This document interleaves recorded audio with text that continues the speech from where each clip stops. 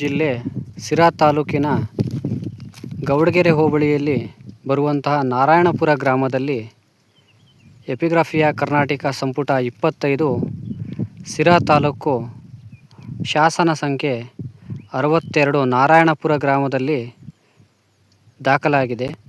ಇದು ನಾರಾಯಣಪುರ ಗ್ರಾಮದ ಹೊರಭಾಗದಲ್ಲಿ ಕದರಪ್ಪನ ಗುಡಿ ಬಳಿಯಲ್ಲಿ ಬಿದ್ದಿರುತ್ತದೆ. ಈ ವೀರಗಲ್ಲು ನೋಡಿ, ಇದೇ ವೀರಗಲ್ಲು. ಇದು ಶಾಸನೋಕ್ತ ವೀರಗಲ್ಲು. 10ನೇ ಶತಮಾನಕ್ಕೆ ಸೇರುವಂತಹ ತುರುಗೋಳು ವೀರಗಲ್ಲು.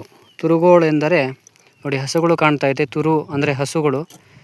ದನಗಳನ್ನು ಕದ್ದುಕೊಂಡು ಹೋಗುವಂತಹ ವೈರಿಗಳ ಜೊತೆ ಹೋರಾಡಿ ವೀರಮರಣ ಹೊಂದಿದ ಇಬ್ಬರು ವೀರರ ನೆನಪಿಗಾಗಿ ಹಾಕಿಸಿರುವಂತಹ ಶಾಸನ ಇರುವಂತಹ ಸ್ಮಾರಕ ಶಿಲ್ಪ ಇದು. ವೀರಗಲ್ಲು ಅಂತೇಳಿ ಇದನ್ನು ಕರೆಯಲಾಗುತ್ತದೆ. ಕೆಳಭಾಗದಲ್ಲಿ ಇಲ್ಲಿ ಇಬ್ಬರು ವೀರರು ಹೋರಾಡುತ್ತಿದ್ದಾರೆ. ಇಲ್ಲಿ 4 ಹಸುಗಳಿದೆ.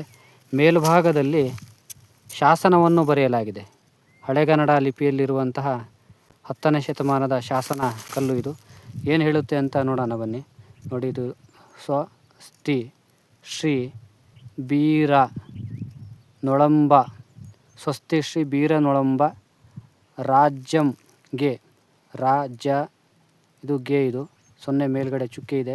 ರಾಜ್ಯಂಗೆ ಯು ತಿರೆ ಸ್ವಸ್ತಿ ಶ್ರೀ ಬೀರನೊಳಂಬಂ ರಾಜ್ಯಂಗೆಯುತ್ತಿರೆ ಕೋಳೂರ ಅಂದರೆ ಊರ ಹೆಸರು ಇದು.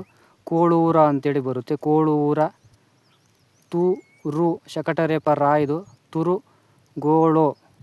ತುರುಗೋಳು ಅಂದರೆ ತುರುಗೋಳು ಅಂದರೆ ಹೋರಾಟ. ತುರುಗೋಳು ಹೋರಾಟ ಇದು. ತುರುಗೋಳು ಸತ್ತ ಸ ತ ಇದು ಸತ್ತ ತು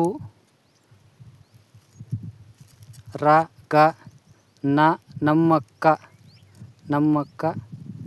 ದಿಲೀಪ ಇದು ದಿ ಲಿ ಪಾಗೆ ಪಾವತ್ತು ಒತ್ತಕ್ಷರ ಇದೆ.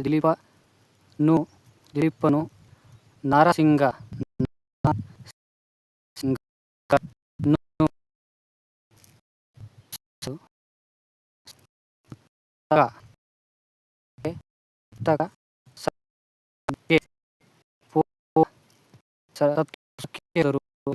ಇದು ಸಗ್ಗೆ ಪದ ಅವನು ಈ ಸ್ಮಾರಕ ಶಿಲ್ಪವನ್ನು ಹಾಕಿಸಿದ್ದಾನೆ ಅಂತ ಮಾಹಿತಿ ಬರುತ್ತದೆ.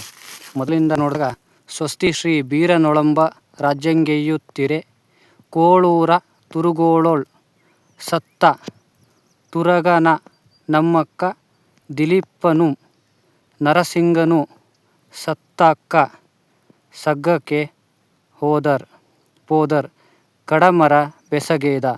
ಅಂದರೆ ಸ್ವಸ್ತಿ ಶ್ರೀ ಬೀರನೊಳಂಬ ಅಂದರೆ ನೊಳಂಬರ ರಾಜನಾದಂತಹ ಬೀರನೊಳಂಬನು ಪೃಥ್ವಿ ರಾಜ್ಯವನ್ನು ಆಳ್ವಿಕೆ ಮಾಡುತ್ತಿದ್ದಂತಹ ಸಮಯದಲ್ಲಿ ಕೋಳೂರಿನ ಹಸುಗಳನ್ನು ಕಳ್ಳರು ವೈರಿಗಳು ಕದ್ಕೊಂಡು ಹೋಗ್ತಿದ್ದಂತಹ ಸಂದರ್ಭದಲ್ಲಿ ದಿಲೀಪ ಮತ್ತು ನರಸಿಂಗ ಅನ್ನೋರು ಇಬ್ಬರು ಆ ವೈರಿಗಳ ಜೊತೆ ಹೋರಾಡಿ ವೀರಮರಣ ಹೊಂದಿ ಹಸುಗಳನ್ನು ಹಿಂದಕ್ಕೆ ಕರೆದುಕೊಂಡು ಬರ್ತಾರೆ. ಅವ್ರ ನೆನಪಿಗೋಸ್ಕರ, ಅವರು ವೀರಮರಣ ಹೊಂದಿದಾಗ ಅವ್ರ ನೆನಪಿಗೋಸ್ಕರ ಕಡಮರ ಅನ್ನೋರು ಈ ಸ್ಮಾರಕ ಶಿಲ್ಪವನ್ನು, ಈ ವೀರಗಲ್ಲನ್ನು ಹಾಕಿಸಿದಂತಹ ಮಾಹಿತಿ ಈ ಶಾಸನದಲ್ಲಿದೆ ಅಂತೇಳಿ ಹೇಳ್ಬೋದು. ಸುಮಾರು 10ನೇ ಶತಮಾನಕ್ಕೆ ಸೇರುವಂತಹ ವೀರಗಲ್ಲು ಶಾಸನ ಇದು. ಈ ರೀತಿ ದುಸ್ಥಿತಿಯಲ್ಲಿ ಬಿದ್ದಿದೆ. ತುಂಬ ಪುರಾತನವಾದಂತಹ ಈ ಶಾಸನವನ್ನು, ವೀರಗಲ್ಲನ್ನು ಸಂರಕ್ಷಣೆ ಮಾಡುವ ಅವಶ್ಯಕತೆ ಇದೆ.